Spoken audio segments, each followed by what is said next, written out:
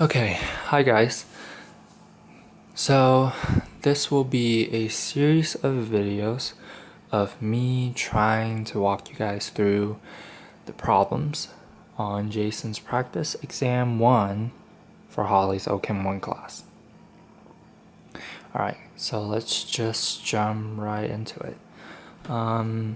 So for the first problem, I had you guys rank these molecules in order of increasing basicity and explain your choice. Now, how do you assess basicity?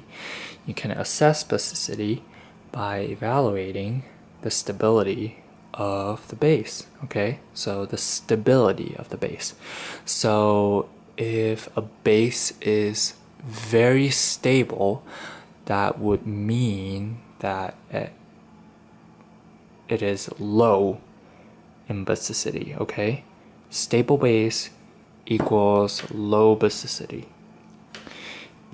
And least stable base means high basicity, okay? Very basic, strong base.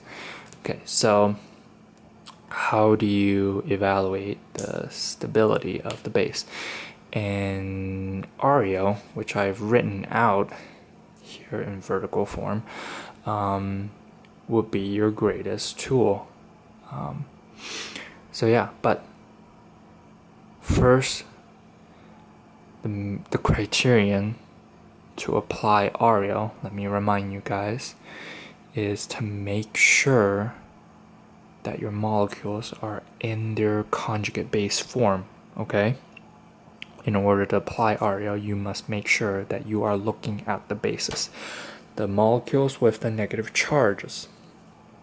Okay, so our molecules are already in their conjugate base form, so that's a check. You can go straight ahead to use ARIO. So, okay, next, my advice for using ARIO is to treat it as some sort of a hierarchy, okay? So go down the letters as you use it, okay? Don't just come in and pick a letter and apply it immediately to your set of molecules. Go down the list. I think this will present a much more organized way of doing your ranking, okay? So let's just go right on ahead to apply ARIO to our bank molecules, okay? So I have numbered down the molecules, okay? Just so we don't have to, well, I don't have to redraw them. Alright, so let's just start going down the letters. So let's first apply A.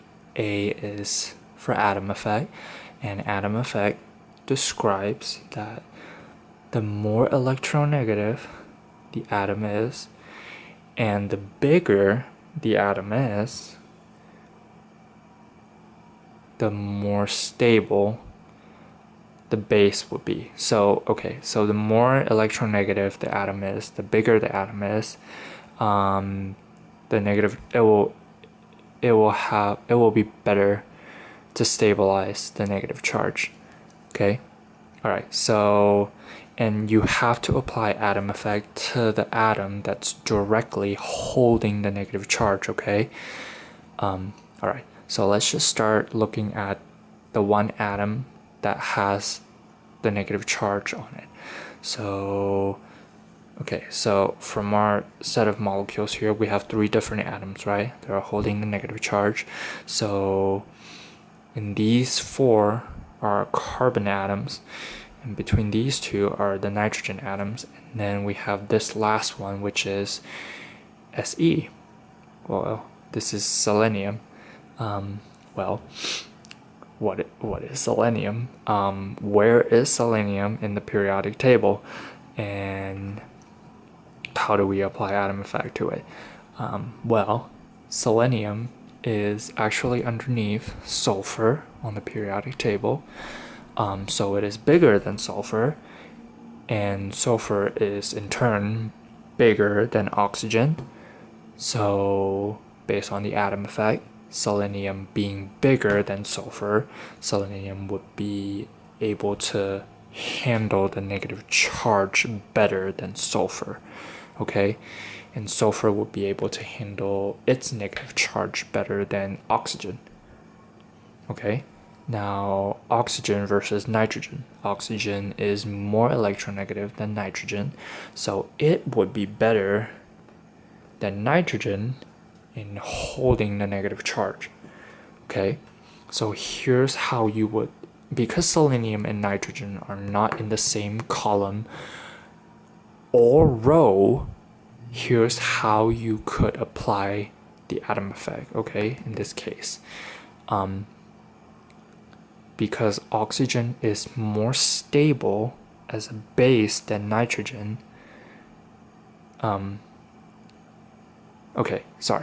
Oxygen is better than nitrogen at holding a negative charge, right?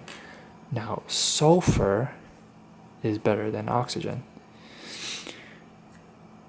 But selenium is even better than sulfur. So because oxygen is more stable as a base than nitrogen, and because selenium is better than sulfur, which is better than oxygen at holding a negative charge, selenium must be more stable than nitrogen, okay?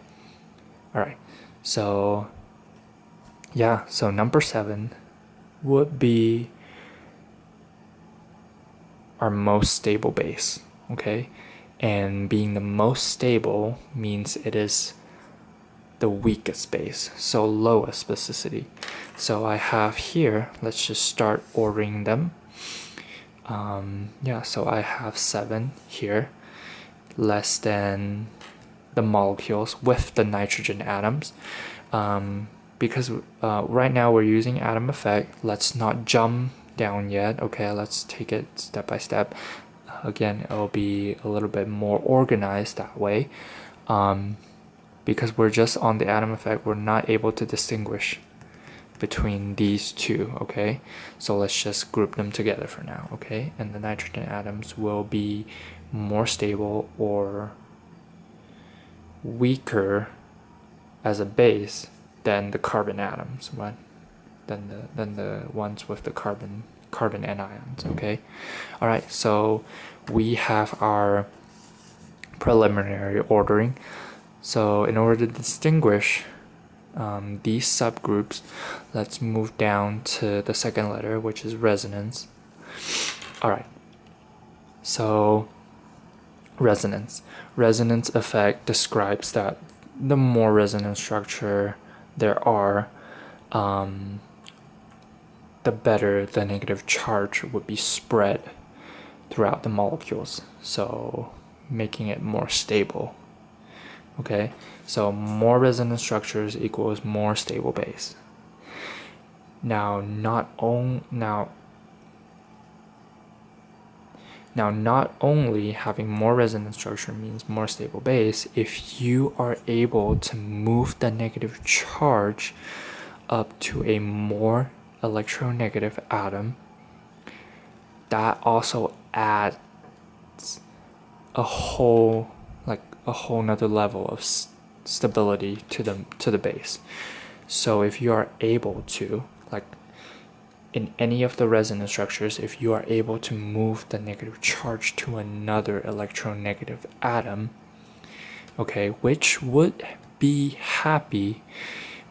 fine in holding the negative charge, then that would make the base more stable, okay? So let's just start applying resonance effect to the nitrogen atoms. Alright, so I have the resonance structures drawn out for the two molecules, okay? So we have this first one right here. So you can draw the first resonance structures by drawing these two arrows, right? Pushing the lone pairs from the nitrogen down here and pushing the pi electrons up as a lone pair, and do it throughout the ring, and you'll end up here, okay? And you have 3 resonance structures. Okay. All right. So here, for the second molecule with the aldehyde on the other side of this aromatic ring, okay? Now you can still do the same thing. You can still do the same thing and resonate throughout the ring, okay, around the ring, and get it to the same position. But as an added bonus, okay, I'm not sure if you guys can see this, as an added bonus here, it's kind of at a fork road. There are more options for the electrons. You can think of it this way. It can go down this way, okay, and reach here, which will follow the same path as this above molecule, but it can go up one more and resonate up to this negatively charged oxygen. So not only this molecule will end up with more resonance structure than this above molecule, it is able to resonate the negative charge all the way up to a more electronegative atom, which is the oxygen atom, and that adds a whole nother level of stability to the base. All right, so this is a weaker base than this one. So now we can reorder this to become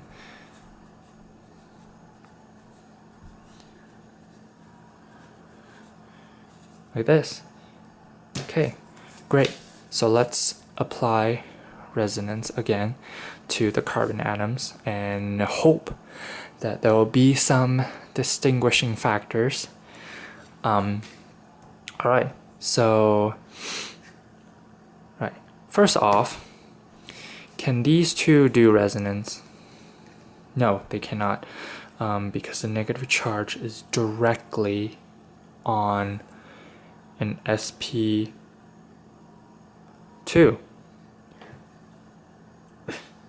Excuse me.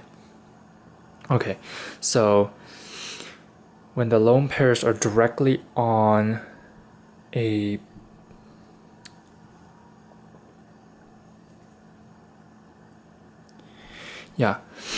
when the electrons are directly on an sp2 carbon, it is not able to resonate away, okay?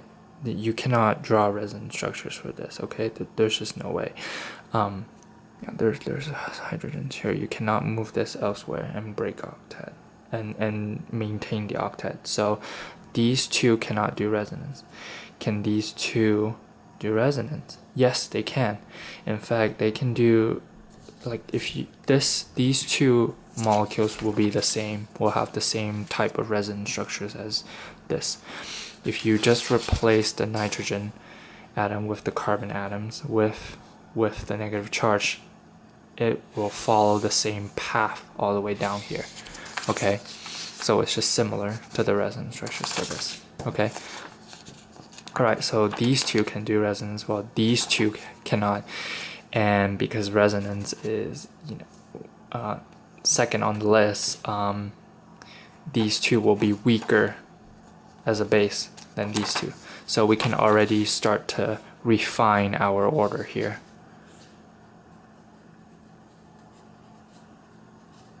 Okay, we say 3, 6 as a group is less than 1 and 2. Okay. All right, so now we still have to differentiate between these two and these two. Okay, so let's look at 3 and 6.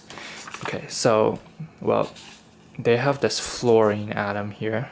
That's pretty significant. Okay, so first off, we say they have the same resonance structures, right? Try to convince yourself that that is the case, as they both will have the same path as this, okay? So resonance won't help us anymore. So now we can go down the list onto the inductive effect, okay? So inductive effect states that when you have an electronegative atom nearby, okay, nearby, that can help pull in some electron density towards itself, okay, stabilizing the negative charge. And the closer it is that nearby electronegative atom is to the negative charge, the better it is at stabilizing that negative charge, okay? So let's apply inductive effect to these two molecules, okay? So fluorine, okay, is a nearby electronegative atom. Now, okay, the reason why I'm emphasizing nearby, the random nearby word, is because you cannot make sure you do not apply the inductive effect to the atom that's directly holding the negative charge, okay? Apply atom effect for that. But okay, yeah, there were people who made these mistakes in the past, so I just want to make that clear and make sure you guys do not make the same mistakes, okay? So to a nearby electronegative atom, you apply the inductive effect, and because fluorine is closer to this negative charge right here, it is able to stabilize the base, okay? Stabilize the negative charge better. So 6 would be a weaker base than 3. So we can refine this as